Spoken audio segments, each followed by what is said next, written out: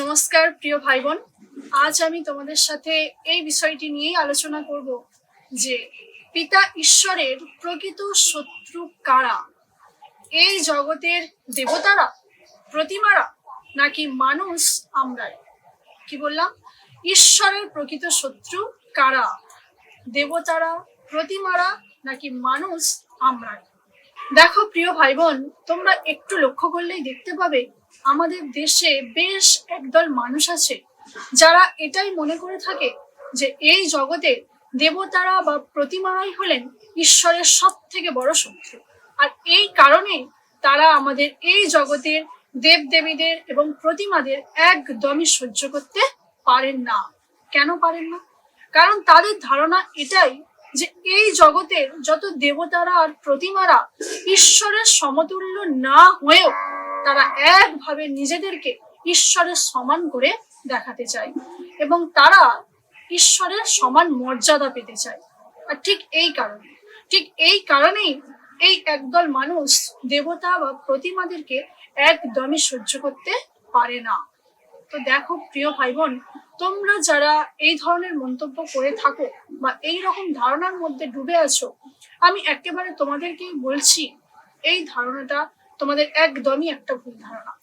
কেন বলছি জানো? কারণ পবিত্র বাইবেল শাস্ত্রে এইরকম একটি শব্দও লেখা নেই যেটার দ্বারা প্রমাণ হয় যে এই জগতের দেবতা বা প্রতিমারা নিজেদেরকে ঈশ্বরের সমান করে দেখাতে চাইছে।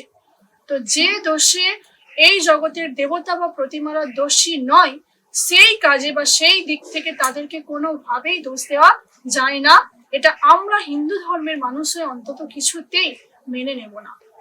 আসল কথা বলছি শোন, এই জগতের মানুষ অর্থাৎ আমরাই হলাম ঈশ্বরের প্রকৃত শত্রু। কেন এই কথা বলছি জানো? কারণ আমাদের মতো মানুষরাই তো প্রতিমা বা মূর্তি বানিয়ে থাকে নানা কারণে, এবং তারা কি করে? সেই মূর্তি বা প্রতিমাগুলিকে ঈশ্বরের স্থানে বসায়। আর শুধুমাত্র পিতা ঈশ্বরের স্থানে যে এই মূর্তিগুলিকে তারা বসায় তা নয়, উল্টে আবার সেই মূর্তি বা প্রতিমাগুলিকে তারা ঈশ্বরের সমান মর্যাদা দিয়ে সেবা, আরাধনা, পূজাও করে থাকে। তাহলে তোমরাই বলো তো, এখানে প্রতিমারা কি দোষ করলো? এখানে তো ভুল করছে মানুষ। মানুষই তো প্রতিমা বানাচ্ছে আর মানুষই তো সেই প্রতিমাগুলোকে ঈশ্বরের স্থানে বসাচ্ছে। তাহলে প্রতিমারা কেন ঈশ্বরের শত্রু হতে যাবে?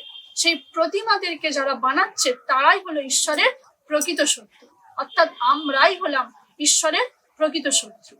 আবার দেখো, দেবতাদের দিক থেকেও আমি একই কথাই বলছি। পবিত্র শাস্ত্র থেকে আমরা জানতে পারি যে এই জগতে আমাদের দেব দেবী অনেক আছেন, কিন্তু তানারাও কখনো নিজেদেরকে ঈশ্বরের সমান বলে দেখায়নি বা নিজেদের ঈশ্বরের সমান করে কখনো কোনো সম্মান মর্যাদা চায়নি। আমরা বাইবেল থেকে এটাই দেখতে পাই যে এই জগতের দেব দেবতারাও ঈশ্বরের কাছে মাথা নত করে প্রণিপাত করেছেন এবং তারাও ঈশ্বরের আধিপত্য স্বীকার করে নিয়েছেন। তাহলে এই দিক থেকেও আমরা দেখতে পাই যে ঈশ্বরকে সম্মান করার ব্যাপারে দেব দেবতাদের কিন্তু কোনো ভুল বা কোনো দোষ নেই। কিন্তু আমরা যারা সেই দেব দেবতাদেরকে ঈশ্বরের স্থানে বসাচ্ছি এবং ঈশ্বরের সমান মর্যাদা দিচ্ছি, দোষটা আমাদের। তাহলে কি বোঝা গেল? যে সব বিষয়ে ভুল করি, দোষ করি আমরা নিজেরাই। আর আমরা কি করি? সেই দোষের ভাগটা কিছুতেই নিজেদের কাঁধে নিতে চাই না। দেখো প্রিয় ভাই বোন, আমাদের এই চতুরতা দ্বারা আমরা এই জগতের কিছু মানুষকে ঠকাতে পারি, কিন্তু ঈশ্বর পিতাকে কখনোই ঠকাতে পারি না, পারবো না। তাই ঈশ্বর পিতা পবিত্র শাস্ত্রে দেবতা বা প্রতিমাদের উদ্দেশ্যে কোনো কিছুই বলেন, কিন্তু আমাদের মতো মানুষদেরকে উদ্দেশ্য করেই তিনি বলেছেন যে তোমরা আমাকে লক্ষ্য করে আমার জন্য কোনো মূর্তি বা প্রতিমা নির্মাণ করো না, বা সেই মূর্তি বা প্রতিমাগুলিকে তোমরা আমার স্থানে বসিও না। তোমরা তোমাদের নিজেদের প্রয়োজনে কি করবে সেটা তোমাদের ব্যক্তিগত ব্যাপার, কিন্তু আমার জন্য, আমার নিমিত্তে তোমরা কোনো প্রতিমা বানিও না। যেটা আমরা দেখতে পাবো যাত্রা পুস্তক 20 অধ্যায়। তোমরা চাইলে সেই জায়গাটা একটু পড়ে দেখতে পারো। তাহলে প্রিয় ভাই বোন, এই সমস্ত কথার দ্বারা আমরা কি বুঝতে পারলাম? যে ঈশ্বরের প্রকৃত শত্রু এই জগতের দেবতারা বা প্রতিমারা নয়, আমরাই হলাম ঈশ্বরের প্রকৃত শত্রু। তাহলে এবার থেকে নিশ্চয়ই আমরা এই বিষয়টা নিয়ে ভাবনা চিন্তা করব যে ঈশ্বরের বিরুদ্ধে এই শত্রুতা আমরা কতদিন করে যাব।